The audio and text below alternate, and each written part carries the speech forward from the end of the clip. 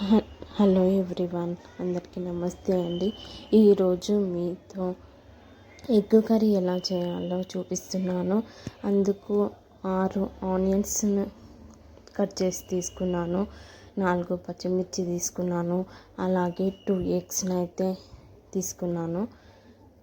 ఒక గిన్నె పెట్టుకొని ముందుగా ఒక చెంచా ఆయిల్ పోసుకొని ఒక 2 దాల్చిన చెక్క, 2 లవంగాలు, 2 మిరియాలు దంచి తీసుకోవాలి.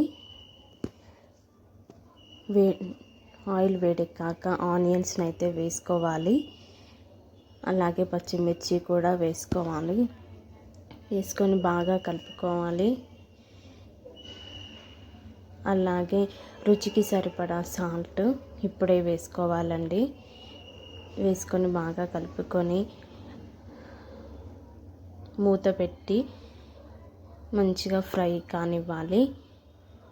ఇప్పుడు పొడిని దంచుకున్నాం కదా, దాల్చిన చెక్క, లవంగాలు, మిరియాల పొడిని అయితే వేసుకోవాలి.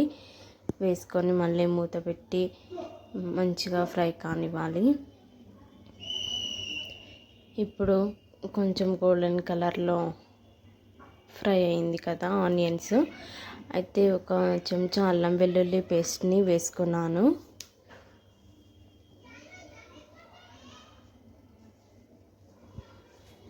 మళ్ళీ అది గోలినాక, అల్లం వెల్లుల్లి పేస్ట్ గోలినాక పసుపు వేసుకోవాలి. పసుపు వేసుకొని మంచిగా కలుపుకొని తర్వాత కారం వేసుకోవాలి. 2 స్పూన్స్ కారం అయితే వేసుకున్నాను.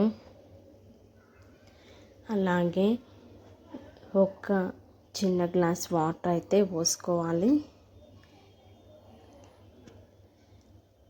పోసుకున్న తర్వాత ఆ వాటర్ మరుగుతున్నప్పుడు 2 ఎగ్స్ని అయితే వేసుకోవాలి. వేసుకొని ఇప్పుడే ఏమీ కలపొద్దు.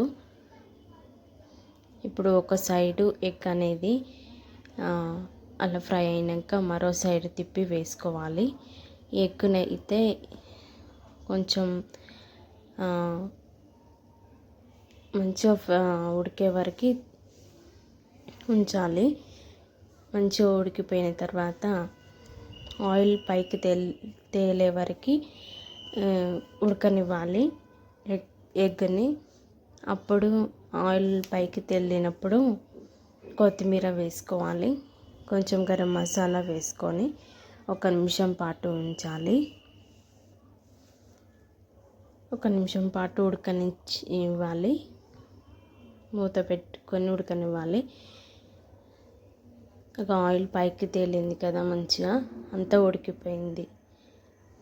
అంతే అండి, ఎగ్ కర్రీ రెడీ.